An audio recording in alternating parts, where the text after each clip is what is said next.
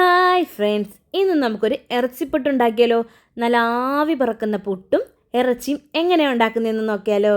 അതിനായി നമുക്ക് ആദ്യം ബീഫ് കറി വെക്കാം. അതിനായി ഞാനൊരു കുക്കർ വെച്ച് കുക്കർ ഒന്ന് ചൂടാകുമ്പോൾ നമ്മൾ ആവശ്യത്തിനുള്ള വെളിച്ചെണ്ണയാണ് ഇവിടെ ഒഴിച്ചിരിക്കുന്നത്. ഇതിലേക്ക് ഞാൻ 4 സവാള എടുത്തിരിക്കുന്നത്, സ്ലൈസായിട്ട് അരിഞ്ഞിരിക്കുന്നത്. കുറച്ച് കൂടുതലാണ് ഞാൻ ചുവന്നുള്ളി എടുത്തിരിക്കുന്നത്. ഉള്ളി എത്രത്തോളം എടുക്കും അത്രത്തോളം ബീഫ് കറിക്ക് ടേസ്റ്റ് കൂട്ടുന്നതാണ്. ബീഫ് കറിക്ക് ഉള്ളി ആയിരിക്കും നല്ലത് കൂടുതൽ എടുക്കുന്നത്. ഇതിലേക്ക് ഞാൻ 4 പച്ചമുളക് കീറിയതും ആവശ്യത്തിനുള്ള ഉപ്പും കൂടെ ചേർത്തിട്ടൊന്ന് ജസ്റ്റ് ഒന്ന് ഇളക്കി കൊടുക്കുക. ഇതിലേക്ക് നമുക്ക് കുറച്ച് കറിവേപ്പിലയിട്ട് കഴിയുമ്പോൾ നല്ല രീതി വഴണ്ട് വരുന്ന രീതിയിൽ ഒന്ന് വഴറ്റിയെടുക്കാം. ഇതിലേക്ക് ഞാൻ ഒരു 2 തക്കാളിയാണ് എടുത്തിരിക്കുന്നത്. തക്കാളിയും കൂടെ കൊടുത്തതിന് ശേഷം നല്ല രീതിയിൽ ഒന്ന് വാടി വരുമ്പം നമുക്ക് പൊടികളെല്ലാം ചേർക്കാം. ഇപ്പോൾ സവാളയൊക്കെ നല്ല രീതിയിൽ വഴണ്ട് വന്നിട്ടുണ്ട്. ഇതിലേക്ക് നമുക്ക് പൊടികൾ ഇട്ട് കൊടുക്കാം. 1 ടീസ്പൂൺ ഗരം മസാല, 1 ടീസ്പൂൺ പെരിഞ്ചീരപ്പൊടി, 1 ടീസ്പൂൺ മഞ്ഞൾപ്പൊടി, 1 ടീസ്പൂൺ കുരുമുളക് പൊടി, 1 ടീസ്പൂൺ ബീഫ് മസാല, 2 ടീസ്പൂൺ മല്ലിപ്പൊടി, 2 ടേബിൾ സ്പൂൺ മുളക് പൊടിയും ഇതെല്ലാം കൂടെ നമ്മൾ ചേർത്തതിന് ശേഷം നന്നായി ഒന്ന് ഇളക്കി കൊടുക്കുക. അതിൻ്റെ പച്ചമണം ഒന്ന് മാറുന്നവരെ നമ്മളിതിൽ ഇളക്കി കൊടുക്കുക. ഇതിലേക്ക് നമുക്ക് മല്ലിച്ചപ്പും കൂടെ ഇട്ട് കൊടുക്കാം. മല്ലിച്ചപ്പും എല്ലാം കൂടെ ഒന്ന് വഴണ്ട് വരുന്ന സമയത്ത് നമ്മൾ കഴുകി വൃത്തിയാക്കി വെച്ചിരിക്കുന്ന ബീഫ്, ഞാനിപ്പോൾ ഇവിടെ എടുത്തിരിക്കുന്ന 1 കിലോ ബീഫാണ്. 1 കിലോ ബീഫും കൂടി ഇതിലിട്ടിട്ട് ഈ കൂട്ടുമായിട്ട് ബീഫ് നല്ല രീതിയിൽ ഒന്ന് മിക്സ് ചെയ്ത് കൊടുക്കുക.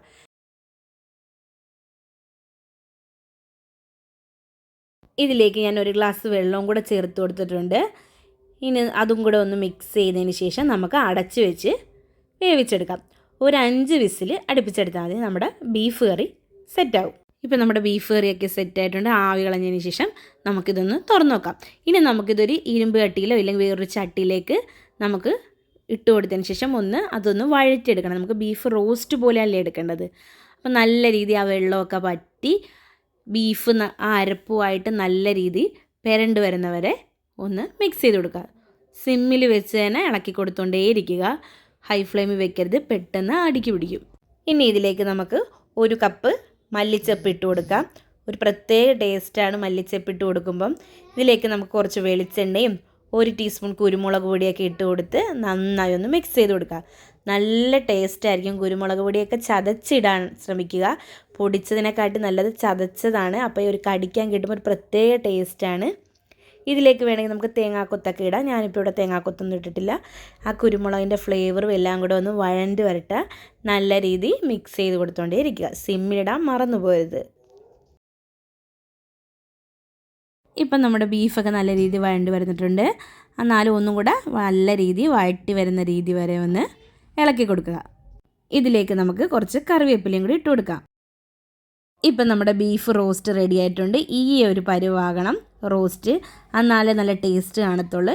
ഇനി നമുക്ക് സ്റ്റൗ ഓഫ് ചെയ്യാം. ഞാനിവിടെ അജ്മിയുടെ പുട്ടുപൊടി എടുത്തിരിക്കുന്നത്. ആ പുട്ടിലേക്ക് ഞാൻ ആവശ്യത്തിനുള്ള വെള്ളവും ഉപ്പും കൂടെ ചേർത്ത് ഒന്ന് കുഴച്ച് വെച്ചിരിക്കുന്നതാണ്. ഇങ്ങനെ തരിതരിയുള്ള പുട്ടാണ്, നല്ല ടേസ്റ്റുള്ളതാണ്. അജ്മിയുടെ പുട്ട അല്ലെങ്കിൽ നമ്മൾ സാധാ മാവെടുത്ത് ഇതാക്കുന്ന പുട്ടായാലും മതി. ഞാനിപ്പോൾ അജ്മിയുടെ നല്ല തരിപ്പുട്ടാണ് എടുത്തിരിക്കുന്നത്. ഇവിടെ ചിരട്ടപ്പുട്ടാണ് ഉണ്ടാക്കുന്നത്. ആദ്യം നമുക്ക് കുറച്ച് തേങ്ങ ഇട്ട് കൊടുക്കാം. അതിലേക്ക് നമുക്ക് എടുത്ത് വെച്ച് നമ്മുടെ അജ്മിയുടെ തരിപ്പുട്ട് കുറച്ചിട്ട് കൊടുക്കാം. ഇതിലേക്ക് നമുക്ക് റോസ്റ്റ് ചെയ്ത് വെച്ച നമ്മുടെ ബീഫ് വെച്ച് കൊടുക്കാം. ഒന്നിങ്ങനെ നല്ല രീതിയിൽ ഒന്ന് പരത്തി കൊടുക്കണം. വെച്ചതിന് ശേഷം വീണ്ടും നമുക്ക് കുറച്ച് തരിപ്പുട്ട് ഇട്ട് കൊടുക്കാം. അതിൻ്റെ പുറത്തേക്ക് നമ്മുടെ ബീഫ് റോസ്റ്റ് കുറച്ചും കൂടെ വെച്ച് കൊടുത്ത് അല്പം തേങ്ങയും കൂടെ ഇതിൻ്റെ പുറത്ത് ഇട്ട് കൊടുക്കാം. ഞാനൊരു കുക്കറിൽ വെള്ളം വെച്ച് ആവി കയറ്റാൻ വെച്ചിട്ടുണ്ടായിരുന്നു.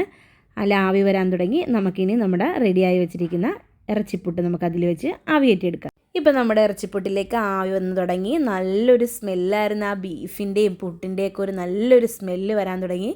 ഇനി നമുക്കിതൊന്ന് ഇറക്കി വെക്കാം. ഞാനൊരു മറ്റൊരു പാത്രത്തിലേക്ക് നമ്മുടെ ഇറച്ചിപ്പുട്ട് ഇട്ട് കൊടുത്തിട്ടുണ്ട്. ചൂടോട് തന്നെ കഴിക്കാൻ നല്ല ടേസ്റ്റാണ്. ആ ബീഫും പുട്ടും ആ ഗ്രേവിയായിട്ടൊന്ന് കഴിച്ച് നോക്കണം. മസ്റ്റ് ട്രൈ ആണ്. നല്ല ടേസ്റ്റാണ്. എല്ലാവരും ഒന്ന് ട്രൈ ചെയ്ത് നോക്കണം.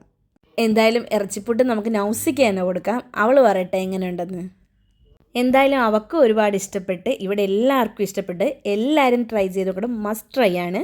എല്ലാവരും ട്രൈ ചെയ്ത് നോക്കിയിട്ട് ഫീഡ്ബാക്ക് അയക്കുക. ബെൽ ഐക്കൺ പ്രസ് ചെയ്ത് ഓൾ എന്ന ഓപ്ഷൻ നിൽക്കുക. എൻ്റെ എല്ലാ വീഡിയോ നിങ്ങൾക്ക് നോട്ടിഫിക്കേഷനായിട്ട് വരും. വീഡിയോ ഇഷ്ടപ്പെട്ടെങ്കിൽ ലൈക്ക് ചെയ്യുക, കമൻറ്റ് ചെയ്യുക, സബ്സ്ക്രൈബ് ചെയ്യുക. പുതിയൊരു വീഡിയോ ആയിട്ട് വരുന്നവരെ ബൈ.